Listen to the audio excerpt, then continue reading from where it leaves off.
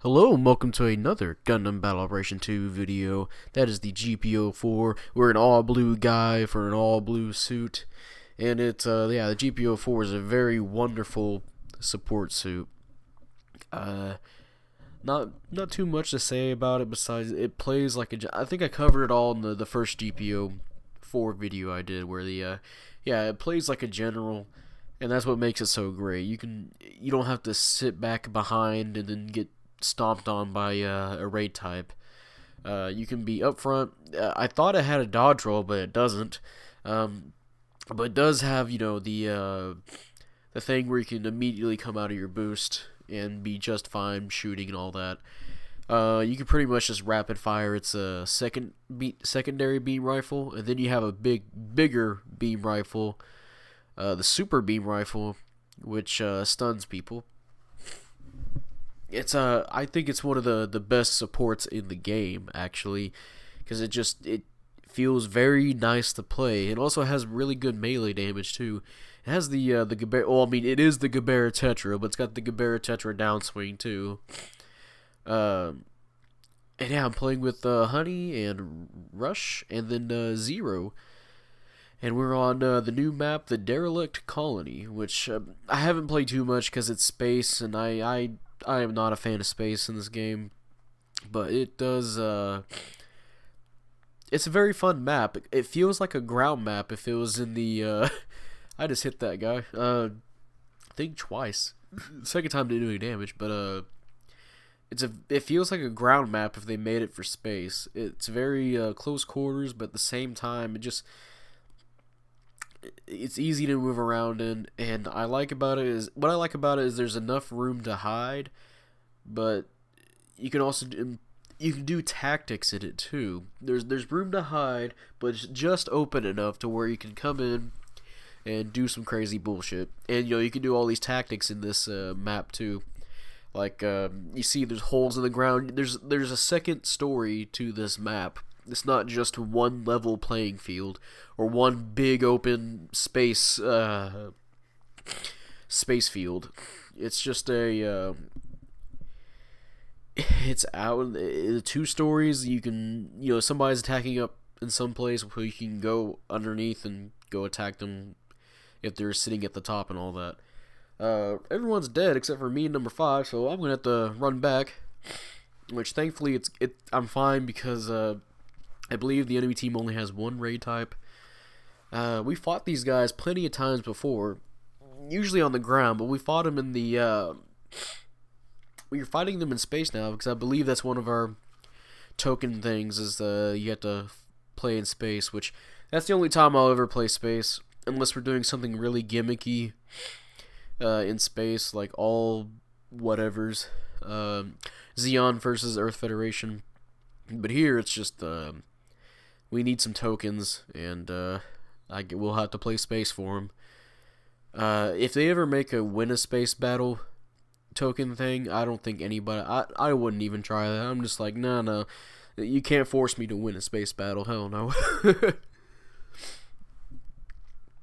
But yeah, I like this map. I like it far better than oh geez, I don't even remember what that other map is. The close range one. Outpost, I think that's what it's called. Either way, the GPO4 works really well, and then even though I haven't tried it nearly as much, the Bolinoke is really good in space too. I know I talked about how it's good here too. Space is already chaotic enough, and then you add in somebody who's a pretender of the enemy team who you can trick people up with it. Because in this map makes it perfect for it too, because there's a lot of ways you can just sneak around behind people. Of course, if they're paying attention to the radar, they'll notice something's up. But usually in all this chaos, close range chaos, they usually don't notice. There's a Mark III there, which that's easy pickings for this GPO4. And yeah, it's overall just a really wonderful suit to use. It's nice and fast. It just plays different from your typical support, and I really wish we could we could get supports that kind of play differently and on ground maps. And we still haven't got a transforming support, which that will be a cold day in hell if that'll ever happen. It almost feels purposeful that they're not giving us a transforming support suit. I think when we're all hyped about what we're going to get after the Zeta and the Gaplant, they gave us the gun cannon detector, which apparently that thing has an artillery mode, and that still can't transform. But yeah, there's not too much to commentate on this match besides I shot that guy, I'm getting shot at. All I know is that Zero is now the ace as the Bolinoak, and then Gray NT is the ace as the 7th Gundam. Which, I don't know if the 7th Gundam is a good choice for this map, because, for one of its weapons is going to be really hard to use because of this, the close rangeness of this map. Ooh, gonna get that guy. I'm going to miss my downswing. Apparently, unlike any other suit in the game, the Beam Saber hitbox is tied directly to my Beam Saber, not my entire body, which is really weird. Usually, it's the other way around. You're going to get a nice quick kill on that guy. I should have waited for my teammates, but we're pretty much good enough ahead to where I can just leave him alone. I can leave the ace alone with not getting a kill once or twice. And yeah, it's 17,000 to 7,000, so we pretty much got this.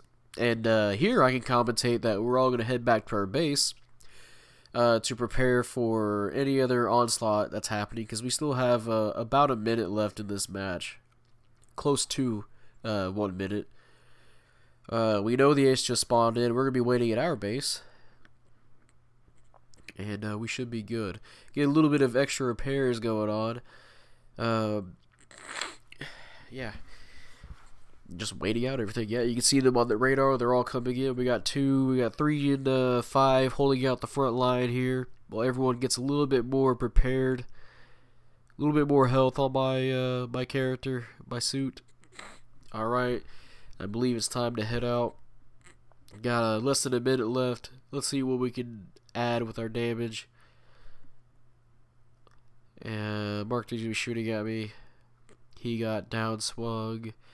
Getting a lot of damage off. I think I'll come up behind them because I noticed the ace is looking pretty alone there in the back lines. Let's see if I can do something here. Shoot him a few times and then can't even do my downswing. It's a little bit too slow to come out. Yeah, but even then. Oh, ace is coming out. Oh, never mind. It's the Gabaldi Beta that's gonna come after me and kill me. Which probably should have saved that for the ace, but even then, I don't think they would have got the win. Yeah, it's a. I'm safe to say that we pretty much got this. And yeah, that's a timeout. And here in this derelict colony. And yeah, mission complete. We beat them pretty handedly. And hey, I got top assist score. Pretty good. We all beat our rivals.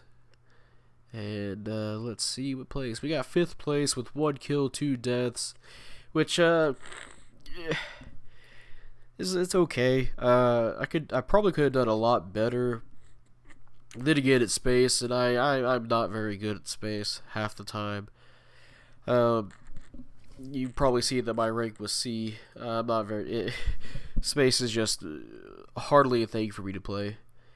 But yeah, that's GPO4. It's pretty nice, and that was a look at the new map, which I guess it's not that much new anymore. What's funny is back when Arctic Base came out, they would just non-stop show off Arctic Base. And now Derelict Colony is here. It's like, oh yeah, it's here. Yeah, it was a map. Okay. So anyway, back to 500 and 550 ace on the ground. But yeah, maybe they're afraid of oversaturating it for most people like they did with Arctic Base. Because the Arctic Base was so overplayed. I was so tired of Arctic Base. So maybe they're doing the same with this. But yeah, that's the end of this batch. If you guys like this video, leave a like, subscribe if you want. I'd really appreciate it. And type up in the comment section what you feel about the the GPO4 or the Gabera Tetra, whichever. I'm pretty sure they're both the same suit. Just one has more round bits on it. One is less pointy. Yeah, it's a fine suit. It should suit you well if you love playing generals in space. You just have to be aware that it doesn't have a dodge roll. And yeah, with that, I'll see you guys later. Bye.